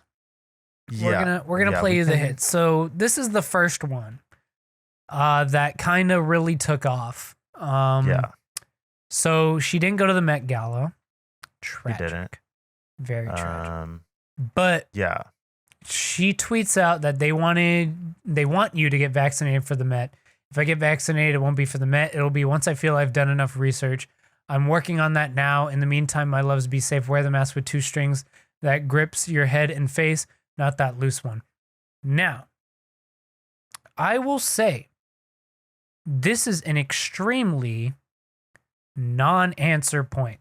Like, this is so vague. I'll say with this comment here, there is in a vacuum, this tweet here is not nothing terrible. Wrong with it. Yes. There's nothing wrong with this tweet. For her to say, if I'm going to get vaccinated, I'm not going to do it for the Met Gala. Cool. Yeah. Cool. You should get vaccinated for a number of other reasons besides just the Met Gala. You should get vaccinated to win. And she says she wants to do it after she feels she's done enough research. Yeah. Go. Like, go educate crazy. yourself on the vaccine as much as you want before you choose to go and do that, which you hopefully, after doing research, do choose to go and get vaccinated. She's encouraging people to be safe. She's encouraging people to wear masks. Yeah. Regardless of vaccination status. These are all things that aren't horrible in of itself. Yeah. I think it's, one, because where the issues come, I think more surface from the things she said after this. Like, I think if she had just tweeted this on its own, there wouldn't be as much backlash as the things that followed it. Because now when you look at this, knowing what we know now from other tweets, we're like, okay, this doesn't look as great. But like we've said on the podcast before, Nealman supports being vaccinated. Nealman endorses wearing a mask. And you should do it when you feel that you are comfortable. Now, here's the thing. The vaccine has been widely available for a while now. It has been, and there's been plenty of time to, and so here's the biggest thing. One, there's been plenty of time to do research. That's what I was about to say. Especially more than someone of Nicki Minaj's caliber. Like, there's no reason why she couldn't have done research already. Yeah. Number two, it's been FDA approved. All right. And now, obviously, if you already distrust the government, what makes you think you're going to distrust the FDA? There's a lot of logical, like, you can do a lot of mental gymnastics to not trust the vaccine. But at the end of the day, what benefit would, so like, we're getting into some, like, what the anti-vax logic is, right? So the anti-vax logic, a lot of the ones that I've heard is, they're trying to, like, vaccine all the sheeple so they can kill them. But it's like, okay, why would they want to kill all the people that obey the government? Like, wouldn't the logic be that they're vaccinating the people who listen to the government, that are submissive to the government, so that way they can release another virus? It's one thing that's been, like, popping up a lot in the discourse circles, and it's really funny because it's like it totally breaks down the anti-vax logic, but that they're going to release another virus and kill all the rebel people with it. Whole thing. I haven't heard this one, but yeah, no, it's a joke thing that pokes at conspiracy to, break down that logic. But it's just like, and it's been FDA approved. It's been widely tested. It's, for the most part, because I'm going to get fucking clipped out of context, it's for the most part safe. And obviously, we've said before that it is a good idea and it will help us to be able to get out of this pandemic. Because the issue we are having with rising COVID cases in the Delta variant is an American, essentially exclusive problem. We because the Delta of the variant. We really did. And it is our issue because of the culture of fucking personal freedom and distrust of the shit. But, like, y'all don't want to fucking let women have personal freedom regarding abortions. All right, fucking whatever. I'm going to get off this soapbox because we talk about the media here. But it's just like, it's obviously the logic all falls apart when you go deep into it. But yeah, like you said, in a vacuum, this tweet isn't necessarily inherently terrible. The only thing is that the do your own research type thing is very, very closely related with conspiracy theory. That's the only thing. Because if you did good, legit research, you would know that the vaccine is helpful and safe. Not to mention, probably should have begun doing that research when we started, like when the vaccine started getting talked about. March, April. Like beginning of the rollout. Before, Here's the other greatest hit. Oh, also, by the way, on the last one, that Hassan ratio was really funny. But my cousin in Trinidad won't get the vaccine because his friend got it and became impotent. His testicles became swollen. His friend was weeks away from getting married. Now the girl called off the wedding. So just pray on it and make sure you're comfortable with your decision. Not bullied. So here's the thing. She is seemingly in these tweets continuing to be like, oh, fuck the vaccine. No. That's not okay. But like, whatever you want, girly, you know? It's very half, like 1 foot in, 1 foot out, you know?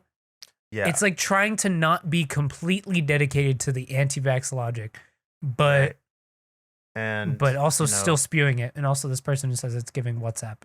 It's very funny. It is. And very you know true. what? I will say, I for one, am happy Nicki Minaj tweeted this. Like, this is comedy gold. Oh, this is so fucking hilarious. This is so funny. Honestly, I'm going to write a movie about this. Like, this is so good.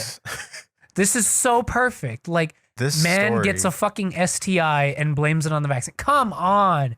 This is literally like. Also, I can't scroll down that far. There's definitely going to be South Park pictures on 100%. And this sounds like something that an anti-vax person would say. Like, just some wild random story about this cousin from Trinidad. Yeah. You know, the cousin's friend, by the way. It wasn't the cousin.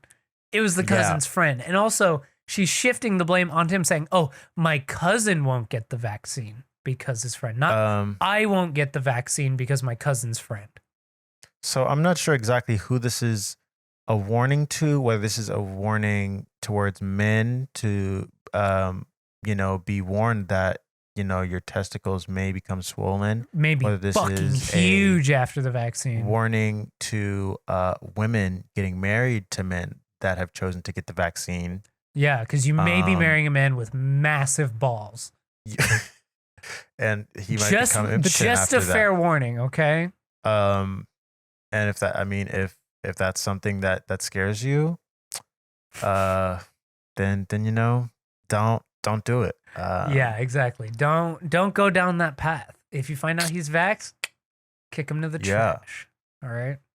If he's vaxxed, he's whack. All right. So yeah, this just gave me a good little chuckle. It was so funny, and also she's still in the conversation today because this happened last night, or 2 nights ago actually. She's still in the conversation today because she actually just recently retweeted a video of Tucker Carlson on Fox News talking about her. So not a great look to ever agree with Tucker Carlson. No, definitely not. If you're anything Fox News, like come on. Yeah, come on. You already know you're off the wagon. Yeah. So it's the same logic of if Lil Boozy ever agrees with something that I say, I'm just gonna take it back and apologize. Like that whole thing. That's the one. There's just like some people. It's like you don't want to be defended by these. And then people. then you gotta think like, oh, where did I fuck up? Like where did I fuck up? On that? Like you got to do some self reflection there. You're like man. So there was that one. But yeah. And then we've got, some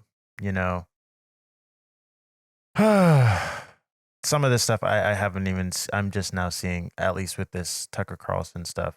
Yeah, no, this is fairly new. I didn't actually watch the video itself, and I don't feel like editing it in, so we're not going to. But all it says is that the headline on here. The headline on here says rapper Nicki Minaj challenges vaccine mandate And then she puts a bullseye. I'm assuming he's probably just like praising her. Yeah. Which is never a good look. Which, like, I'm pretty sure, like, 20 minutes before this happened, he probably would have, like, been talking shit about how stupid Ho is degeneracy and is destroying our youth and dumb shit like that, because that's the type of fucking shit that Tucker Carlson fucking does. Not a good look. It's not a good look. And of course, this is probably the most political episode we've had. This just goes to show how fucking conservative commentators will use people of color that they will fucking bash on the daily until they are beneficial for their fucking point of view and whatever bullshit they want to spew. Yep, and that's why when Kanye was doing all the MAGA stuff way back, they were like, "Oh, we love Kanye." Oh yeah. So yeah, I don't even have words for that at this point. It's really disappointing. Really sad to see. And like that's not even getting into the stuff with her husband being right, which is a whole nother thing. Yeah, and also in that same vein, working with 6ix9ine, it's been not a good look for the past couple years. Yeah, to say and the it's least. sad to see someone because, like you said at first, like Nicki is like a beloved artist in her own right, and has cultivated one of the biggest fan bases in music. One of the most terrifying fan bases. One of the most terrifying like right up there with your K-pop with the army, like with the army, with the Swifties. Arianators? Yeah, the Arianators. The Arianators, yeah. They're pretty crazy. I don't remember what Selena's are called, but they do their best too. But yeah. So it's kind of sad when you see one of the biggest artists, one of the biggest platforms, like kind of saying this stuff. And especially considering a lot of her fan base is kind of young. Yeah. So it's definitely sad. You don't want to ever see one of your artists doing this. And it's the same thing that we said. I feel the same way, like with the Joey Badass stuff. Like the Joey Badass stuff, the Denzel stuff. Although they haven't Joey Badass kind of had the worst of it. I was gonna say Joey and Nicki are kind of leading that pack for me right now. Yeah, no, Denzel, Denzel, I definitely got my eye on you. You say one more thing and it's gonna get bad. But exactly, like we're watching you a little close. Like but Joey and Nicki have kind of done this sort of double down. Yeah. But also I would definitely argue Joey the worst of it. Because he's been full face forward. Whereas Nicki, it really seems like I said, she doesn't want to go full send, so she goes 1 foot in, 1 foot out, you know? Yeah, with the kind of, wear a mask. But it's like, but like, I will get vaccinated when I do enough research, but, you know. So it's just, it's sad. It's sad to me. That's really, but the Tucker Carlson bit, that is the icing on this shit cake, man. Yeah, it's... You expect you want and you hope for your favorite artist, to be more, just better. You just want them to be better. Yeah, and it sucks. And I know this vaccine is something that's been like super politicized now, and which it really sucks because it shouldn't be. And then obviously all of that has to do with how the GOP has handled it, and Trump and his fucking his sycophants, like his fucking stands, like that's just how it's been. There's a number. This is the reality we're living in. Yeah, number of issues, and we are just probably going to be dealing never with this getting out for of quite this some pandemic. time, and this kind of stuff just doesn't help. So please get vaccinated. I promise you, it will not affect your testicles. And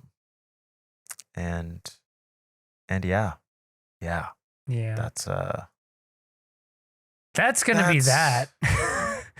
Unless you know what? Unless you want to believe it'll make your balls massive, in which case, shoot for the stars. All right, that's all I have to say. Go ahead and do it. That's what Neil Linz has to say about Nicki Minaj. Yes. So, and I think. Oh, what were you gonna say? Lastly, we just got to talk about what if. Oh, that's what I was about to segue into. Let's do it. What if episode 6? Maybe. I have no clue what episode. I think we're on episode 6. What if number of episode 6? Yeah, there you go. Boom. Yeah. Episode 6. How are you feeling? I'll let you answer first this time. Yeah. So this episode was what if Killmonger saved Tony Stark, or I don't remember exactly. Yeah, I think that's what it was. And I really like this episode. I think what if has been on like just a streak lately. Like obviously it was kind of the show first started, whatever, but it's just like these past few episodes I've just been, man, I'm really into it. And this episode, I love this episode too. Really? And I think this episode kind of for me really kind of solidifies, for me personally, Killmonger as like probably my favorite MCU villain.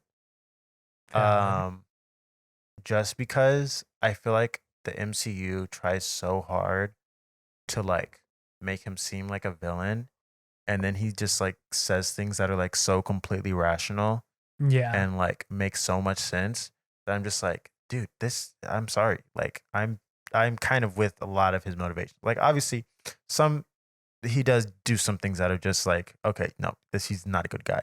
Yeah. But at least like a lot of his like motivations, pretty rational. And I mean, I know that's what a lot of people were saying when Black Panther came out. They're like, I know Killmonger was a villain, but he was kind of spitting facts. I was gonna say he was spitting.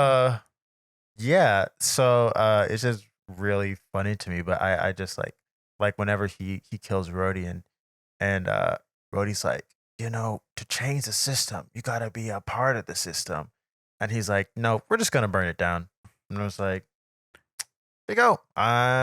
There you go. I'm sorry. Like Rhodey, what have you done to change the military? Like you're not gonna change the military by going up the ranks of the military. Like it's just not like, once again, getting a political episode. Yeah, very, very. But no, this episode was, I enjoyed it. I love Killmonger. And it's always great to see him. I thought the premise of the episode was really cool. It was good, interesting to see the dynamic between him and Tony. Yeah, I really like this episode, and it was cool to see how everything played out. Once he got to Wakanda too, and I believe this would technically be, because I remember reading somewhere that they said Chadwick Boseman has 3 appearances in What If. That is 1, 2, 3, and that would be the 3rd one. So I guess no. There's another. There has to be another. I don't know. There has to be another, because they're definitely doing a team up bit at the end. You think? Yeah, we saw the fucking, what's it called? The like in one of the early trailers for the series as a whole. There's that Avengers pan shot, but then it switches to T'Challa, Star-Lord, and like Thanos, Gamora, and like all that shit. Like that. I don't recall this shot, but that may be happening. Hopefully it does, because I want to hear Chadwick again. Because it's always great to see him on here, and no, it really is. Yeah, this is I really like this episode. It's just fun, and Killmonger is a great character. He's literally he really is not only one of my favorite MCU villains, he's probably one of my favorite characters in the MCU, and I really hope they find a way. What are you laughing about? Sorry, this is a good Moto headline. Oh my god. Wow. What if tried to make Black Panther's Killmonger Tony Stark's new black friend trademark? They did. They did. Trademark. Whoever wrote that headline at Gizmodo. Oh, that's good. That's good. Nice. They kicked Rhodey to the side, and they said, "I don't want to play with you anymore." Yeah, that's true. It's a great episode. I really like Killmonger. I really hope they find a way to bring him back for the sequel. Like I really, really hope, because I don't want to lose this character. He in the never MCU. actually died. It's the MCU. They can bring him. They can easily. We have the multiverse now. Like they literally could. And I would love to see more of Michael B. Jordan. Obviously, he's so good, and he's so good in this role. Come on. I don't know. After seeing this episode, I was just like, man, I love Killmonger, dude. I love Killmonger. But yeah, how did you feel about this episode? This episode. Anti-black. No, I fucking knew you were gonna say some shit. No, I don't know. I don't know how to feel about this episode. From like a story structure, it felt a little clunky, and also, I found the biggest issue with the What If animation. It's the mouth tracking. You know, something about the mouth tracking. I noticed that actually first specifically in this episode too with Michael B. Jordan. Actually, exactly. I was like, yeah, that. I'm like, that's not. It wasn't right. Look, maybe I just love Michael B. Jordan a little too much, but I'm like, that's not how his mouth moves. No, it was really off. It was really off. It was just like, and that's what it was. I'm like, there's something that feels weird. Obviously, like the movement itself and how like kind of like motion blurry it is from time to time. That's also part of it. But that was like the biggest thing that bothered me. And like I said, like, I don't know, something about the story structure felt a little bit clunky in this episode. But I can see that. Again, a lot of the things that you said, always great to see Killmonger back. It's fantastic. The premise is very interesting as well, too.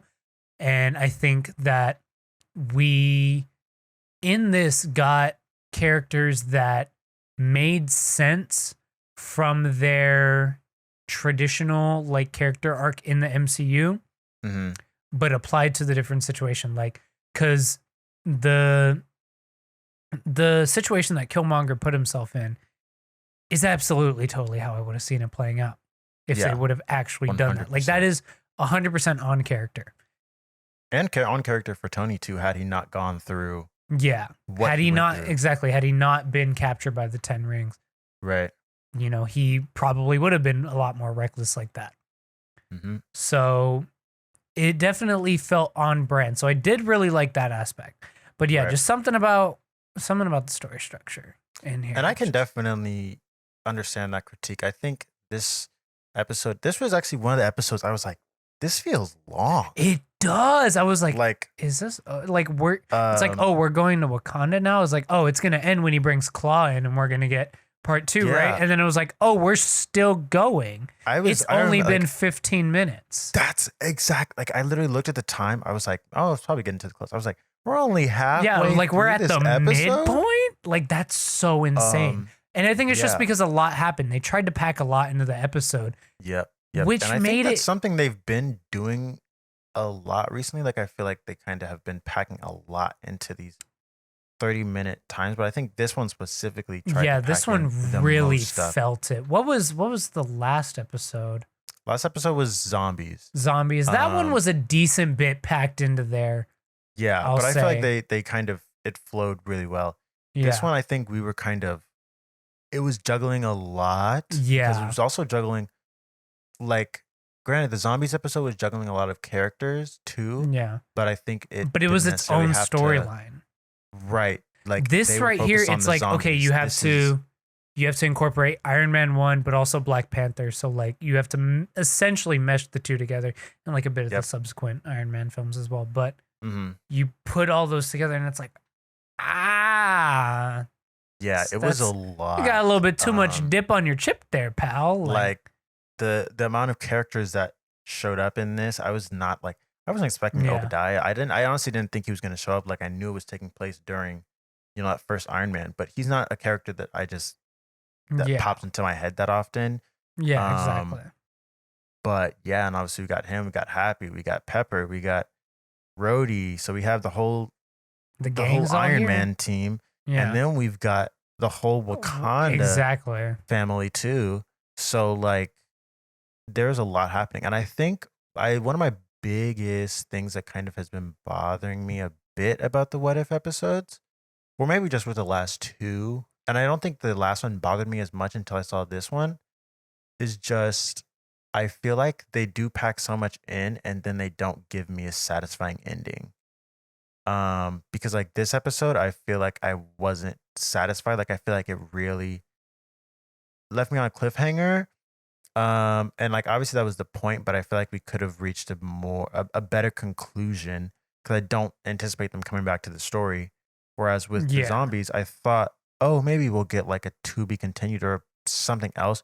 But now that I've seen how this episode ended, I'm like, oh, maybe we're not ever going to go back to see what happened in the zombies episode. And it's just kind of like you just fill in the blanks, which I think is an approach I understand. But personally, because these are one-off stories, I would prefer to have a nice conclusion at the end. Oh yeah. Rather like than just, for them to be a lot more self-contained. I think I think the episode that handled that the best is still the T'Challa Star-Lord episode because it was finished and then we added a cliffhanger. That's cool. And yeah, I can definitely get behind that one. That one, I think the Doctor Strange one also handled it well. Like we didn't get a cliffhanger, but it completely the story was completely contained within itself. And then the Doctor Strange one is the one that really did it for me. And then kind of the same thing with the first one. Like we kind of know what happens after that, so it's not like, oh shit, like I want to know what happens next. So it wasn't like a super cliffhanger. It's like, oh hey, now we're getting into the first Avengers movie. Okay, cool. But and then episode 3 was just, how did that one even end? Oh yeah, it was the twist where it was fucking Hank Pym was that Hope ending died. was kind of rough too. So I think if there's one thing I would want from What If to get better and later in the season, and also if we get a season 2, which I hope we get a season 2, it seems like something that could go for I'm multiple assuming seasons. so. I don't see why they wouldn't.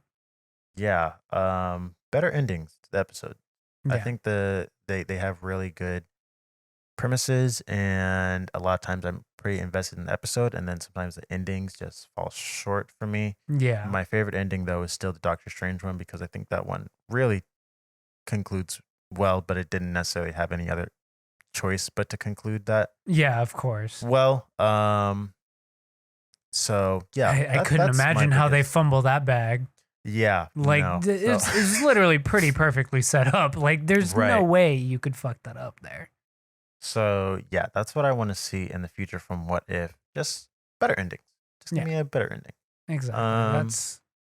That's valid. But yeah, that is how I'm feeling about What If. I saw they put out a mid-season trailer, but I was like, I'm gonna avoid it. I'm just gonna watch the episodes as they come out. Yeah. Exactly. So yeah, that's how I'm feeling. But that's all I got to say about What If. I'm same here. Good to wrap it up with what we are loving this week. Do it. Okay, let me. I don't have a chase. What? Anyway, sorry, that was weird. Okay, let's talk about what we love this week. Let me pull up my playlist. 9, 10. Boom. I have my playlist dated. I guess I'll start with watched. I'm getting close to finishing Brand New Cherry Flavor. Very, very good so far. We're getting to the last 2 episodes, so I'll probably finish that either tonight or sometime this week. I actually didn't end up having time to go to the theater to watch Malignant, but I found out it's on HBO Max, and since I'm not super invested, I'm just gonna go ahead and watch it on there. Yeah. I was really gonna try to watch it before the show, but I was like, I don't have time to watch a movie, so I will probably end up watching that tonight, if anything. So yeah, that's definitely something that's on the docket. And then what is it? The penultimate is the episode before the ending, right? Yes. The penultimate episode of Reservation Dogs. Watch that. It's getting really, really good, and very excited for what they're going to do in the finale as well as in the next season, because as far as I can tell, it's been confirmed for the next season. Yes. They did get renewed. Aside from that, I think that's everything that I've watched. Haven't had too much time to watch stuff because I had a busy weekend, But as far as listen to, I liked a couple tracks off the Casey Musgraves album. I thought it was fine overall, but like a couple tracks were like decent. I pretty well enjoyed the Baby Keem project. That was very, very good in my opinion. I thought he did a very good job at what he does, and was a pretty solid introduction to him for me because I had never been all that into him. A couple tracks from the Deb Never project as well. Didn't love it all that much all the way through, but a couple tracks here and there. Pressure by Ari Lennox. Fantastic. Amazing, amazing single. This project from Spencer called, what's it called again?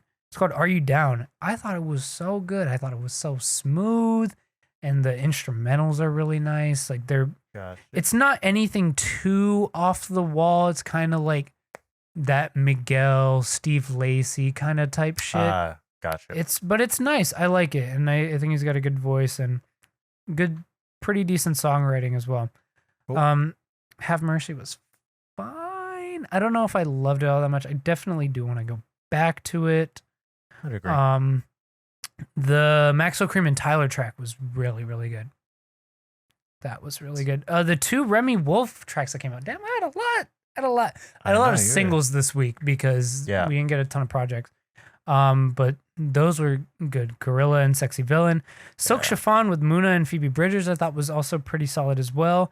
Oh, this Flatbush Zombies kind of like, I think it was a remix more than a cover of the Metallica the one? Unforgiven. Yeah, Metallica. I didn't know they were going to be on this project, but I really liked that it wasn't a cover and it was more of a remix. Like they added their verses in and shit like that. I thought that was really dope.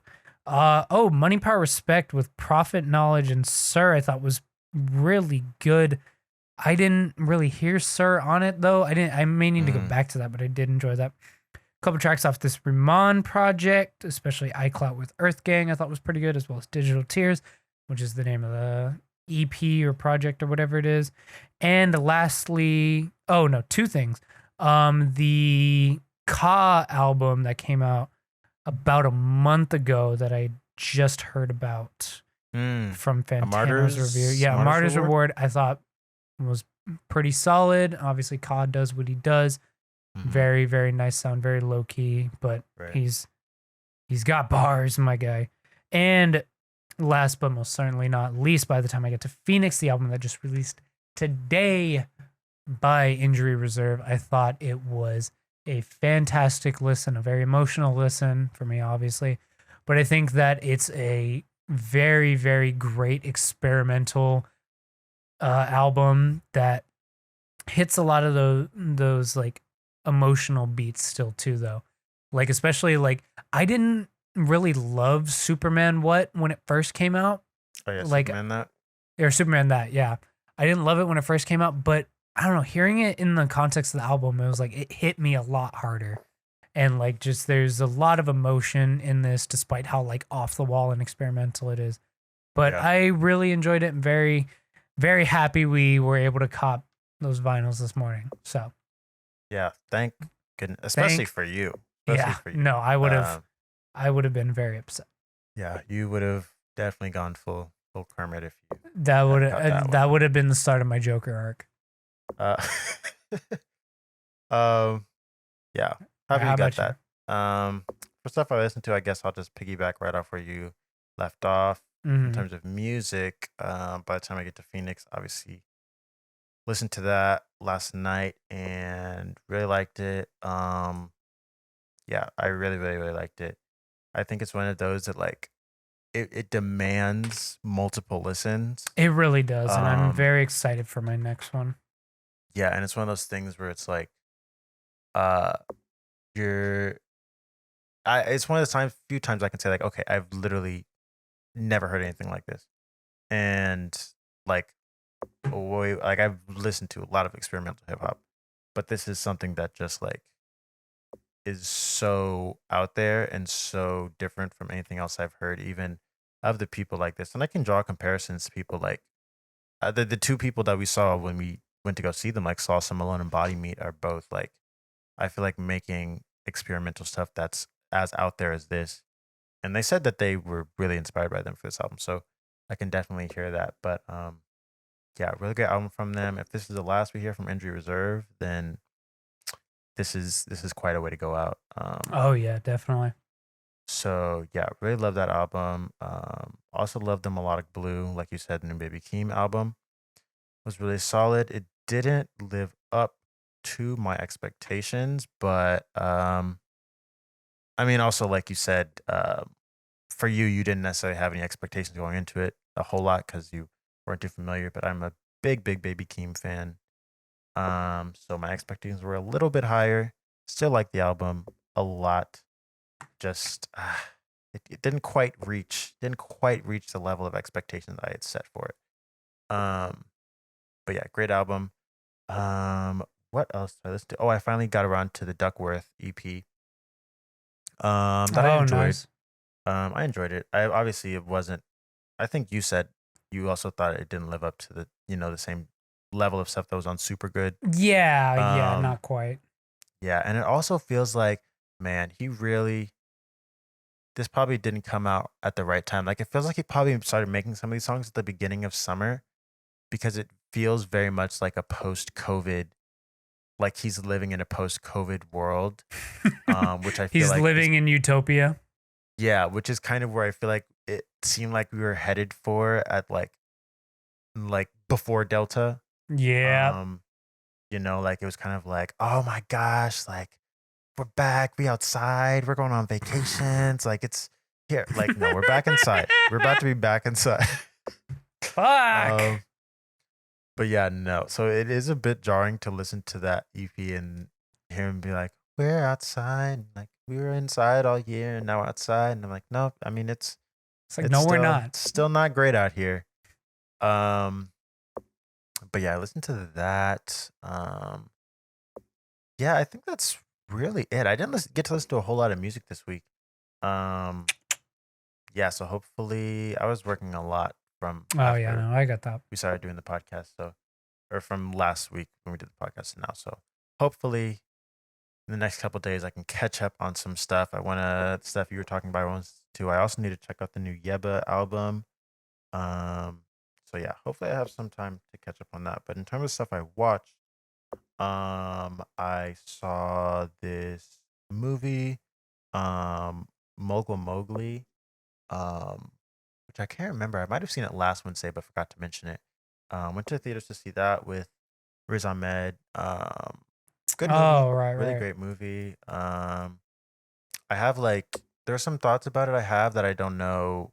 It's very much like about like Pakistani culture and like South Asian culture, which I am not super well versed in because I don't belong to either of those communities.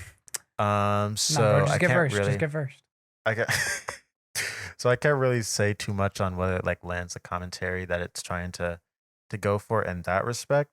But I do think that I think it has great performances, and I think some of the stuff it kind of goes for is really interesting. And this is the director that's going to be directing Blade for Marvel, so really interesting to see them kind of keep tapping into these indie directors that are doing interesting things over in that scene. And so I'm interested to see how Blade turns out after watching that. I also watched this movie Together, which was on Hulu. Very good. I'd recommend everyone watch this movie. Has Ed Helms and Patty Harrison. And Ed Helms is someone, he like definitely is, I don't know, he just does a lot of those like really terrible comedies, that are like right. They're just like not that great. And I feel like ever since like I thought he was funny on The Office, even though some people thought his character was like kind of insufferable, I kind of liked him a decent bit, but he just kind of doesn't get good material. And this is like a really good performance from him. And he's really funny, and he also has some really good dramatic moments. And like, yeah, I'd really check it out. It's about this kind of friendship that's formed between Ed Helms and the person who's going to be his surrogate. And he's kind of going to raise his kid on his own, and he kind of they form this friendship, and it's really interesting. I don't know if I said the movie's called Together Together. Yeah, you did. I think I heard of that one. Yeah, it's on Hulu. Familiar. Really good. It was also at South by. I missed it at South by. Okay. So yeah. Oh, also speaking of South by, short film Don't Go Telling Your Mama. Also, there's an album with the same title by Topaz Jones, has now been picked up by the New York Times. You can go watch that for free, no paywall. Go check that out. Let's go. Go check it out. It's very good. Yeah, very, very good. Recommend that to everybody. For TV shows, though, Ted Lasso, of course, episode this week. The episode from Friday. So good. So good. And there's been like a decent amount of backlash with this season. So I hope that this episode, when people watch it, kind of puts some of those criticisms into perspective. And really great episode. Also the other two, like I say every week, one of the best comedies on TV, if not the best comedy on TV right now. Go watch that. I also started watching, I picked back up watching this show Generation last week, which unfortunately just got canceled like yesterday. Yeah, I think it got canceled yesterday. Oh, shit. So yeah, unfortunate. It's on HBO Max about like, just a bunch of high school kids, bunch of queer high school kids, just kind of. Oh, I do know that one. Yeah, they're just kind of doing their. I do know that one. I've seen a bit of it. There's a bit of it that's like kind of cringe, but like. No, it definitely does have those cringe moments, particularly in the first half of the season. Because I watched the first half of the season, kind of watching it pretty regularly, and it was like, not really into it. And then I kind of stopped watching it. It was just something I would kind of turn on whenever I was like high. Then my friends were like, no, like the second half of the season's coming out, it's actually really, really good, you gotta pick it up. And I was like, we'll see. So then last week I was finally like, you know what, let me tap back in. I was like, okay, wow, second half of the season is honestly really good. And then yesterday it got canceled, and I was like, shit. That's unfortunate. I feel like a lot of people really like that show and like we're really gunning for it. Yeah, it was that's the thing. It's so interesting because like there are certain shows where it feels like everyone on my timeline is talking about it. Yeah. I mean, that could also be feedback loop too. Yeah, no, definitely. But no, it does feel like a lot of people really love that show, so I'm very surprised that it's getting canceled. Yeah, apparently, I mean, I guess HBO was just like the viewership isn't there, and so yeah, they said they're probably still going to try to shop it around to some other networks and streaming services, I'm sure, but if not, it's really good. I have 2 episodes left of the season. I made it this far, so I'm just going to finish it out anyway. Just go for it. Yeah, but that is really everything that I watched this week, I think. Let's go. Yeah. That's it. Hopefully I'll have more music next week. Yeah, hopefully. I'm hoping we get more music this week because like last week was a little bit dry. We are, yes, let's go. All right, next week's gonna be fun.